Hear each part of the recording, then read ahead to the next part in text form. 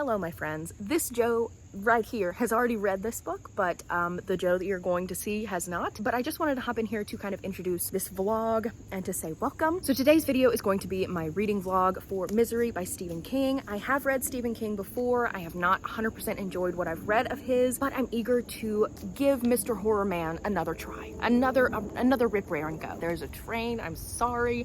I cannot help it. I don't have the train schedule here with me, okay? But I'm gonna send it on to Past Joe to start the video. So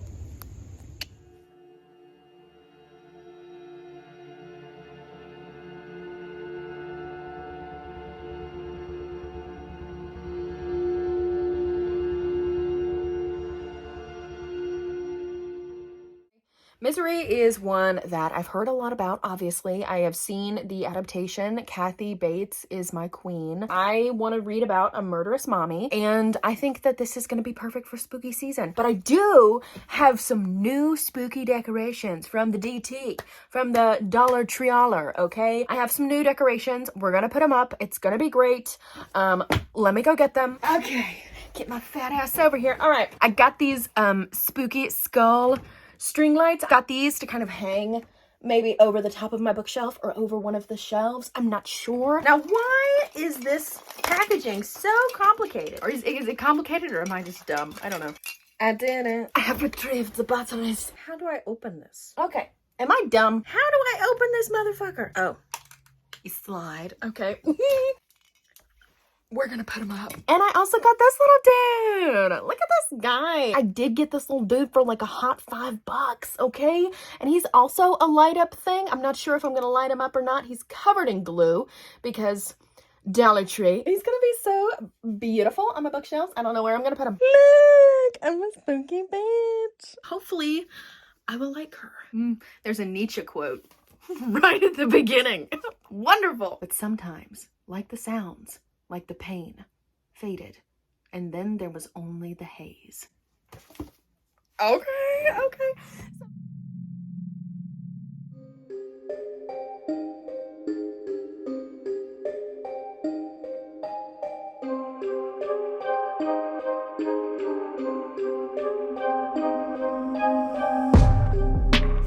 First impressions, I'm confused. I don't even know what our main character's name is. Cyclical pattern of pain and non-pain, and then now we're having a flashback to his childhood at a beach, and I'm confused. Probably because I've only read half a page, but cheers. I just spilled coffee on myself. Okay.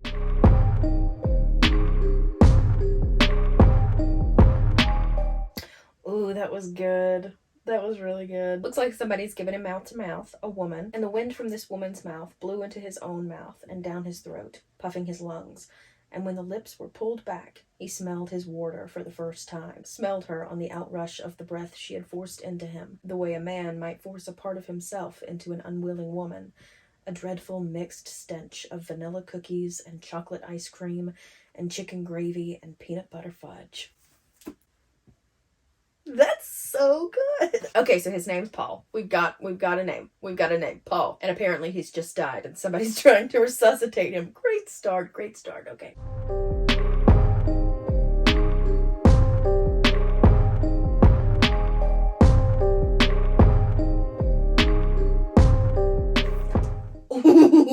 Ooh, that was good. He was having a flashback about when he went to the beach with his parents, and there was this like cliff or something. He calls it like a piling. I don't know what the fuck that is, but I'm assuming it's like a cliff, and how he thought that that is what made the tides come and go, and sometimes you could see it and sometimes you couldn't. And so he keeps having this recurring flashback of this the tide, because sometimes you could see this part, sometimes you couldn't, and he likens that to his pain. Sometimes he's in pain and sometimes he's not, and it's like this cyclical pattern of pain. But now he's realizing that the pain itself is not coming and going. Sometimes he can feel it and sometimes he can't feel it, and the pilings or whatever they're called are his legs, his shattered legs, and sometimes he can feel the pain in his legs and sometimes he can't. And part of him knew for a long time, before most of his mind had knowledge of knowing, that the shattered pilings were his own shattered legs. This bitch has fucked him up. My name is Annie Wilkes, and I know, he said. You're my #1 fan. Yes, she said, smiling. That's just what I am. bitch. What a fucking awesome start. Okay, I have Googled what a piling is. It's like a wooden structure that's used to support like a waterfront building. I was way off. Instead of reading Misery at work, I spent my day reading The Fork, the Witch, and the Worm by Christopher Paolini because I don't have Misery as an audiobook. But also, look at the state. God, it looks ridiculous. Look at the state of my reading journal. Oh, it's ridiculous. I have another one, don't worry. So I got to about around a page 100-ish, give or take. I read the first part of Misery, and I just wanted to chit chat with you a little bit about it. I don't have it with me, so I can't like hold it up like a prop. Also, don't mind my back seat. There's questionable things going on back there. Anyway, we're following this guy named Paul Sheldon. Paul Sheldon is an author. He's primarily known for his series that's following this woman named Misery. A lot of people love it, but he is not so in love with it anymore, so he ends up killing her off. Like in the last book, he wants to be done with it. He wants to move on. Anyways, so Paul has just finished the manuscript for his next release, which is not a Misery book, when he gets caught in a snowstorm, seemingly has a car accident, and is saved by this woman named Annie Wilkes. Annie Wilkes is his #1 fan, okay?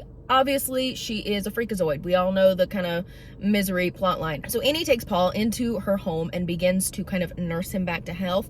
Paul's legs are pretty much like in shambles. They are completely and utterly fucked. So he can't walk. She's been giving him this pain medicine that he's now kind of hooked on. And without this medication, he is in just excruciating pain. And so he's pretty much at the mercy of Annie. Annie Wilkes is an absolutely deranged character. I don't think I have ever read a character as emotionally volatile as Annie Wilkes, because not only is she's like this super fan, so she wants to, you know, have the author of her favorite series in her house, like under her care or whatever. Annie is a character that, like I said, she's emotionally volatile. She has the emotional ups and downs of like a toddler, like a really scary, large toddler. And she's interesting because whenever I think about being kidnapped, I'm like, okay, I'll like placate them. I'll give them what they want and kind of turn them to my side so that I can manipulate them into letting me go, or like allowing me to escape, right?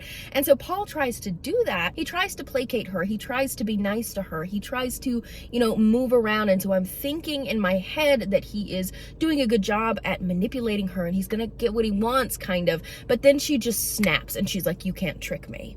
And so it's just so fucked up. It's so fucked up. And so it flips that whole narrative that I have in my head about how I would get out of a kidnapping situation. Just completely, it flips it on its head. It throws that notion out of the window because she is so just emotionally unstable. She's emotionally unstable. She will go from 0 to hero in like 0.5 seconds. She also has this really interesting notion of like the goodness of others. And so she's like, I'm good and you're good, Paul, but that bitch down at the convenience store, she's not good.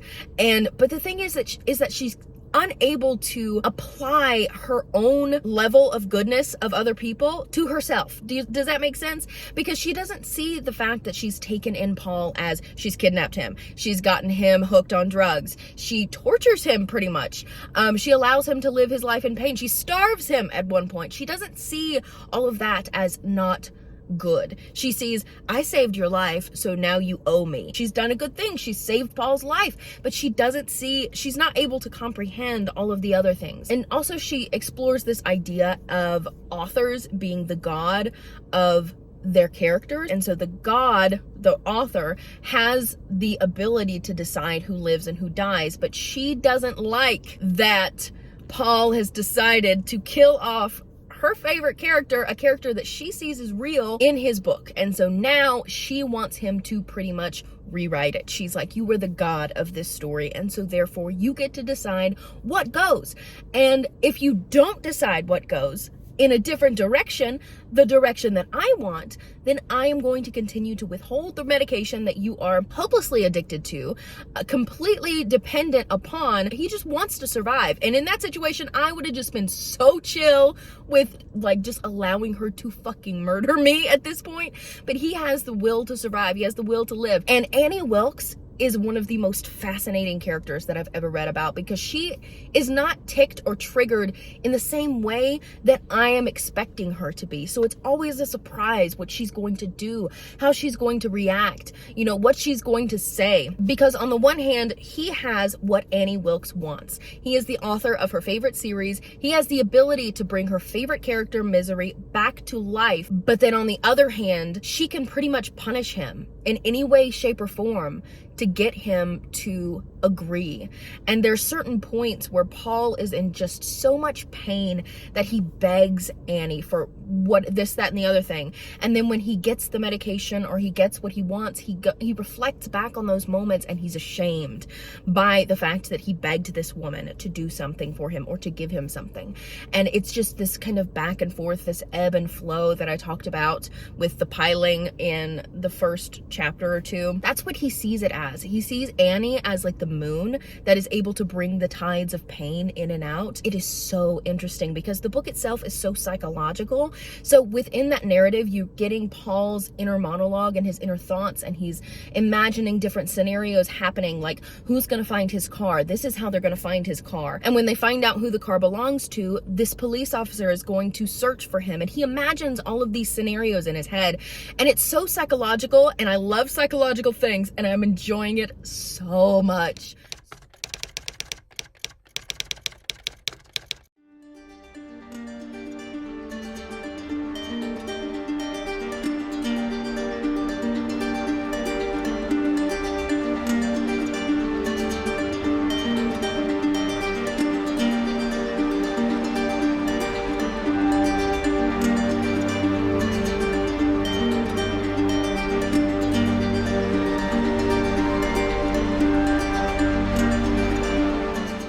Oh my gosh, I think she took one of his thumbs too.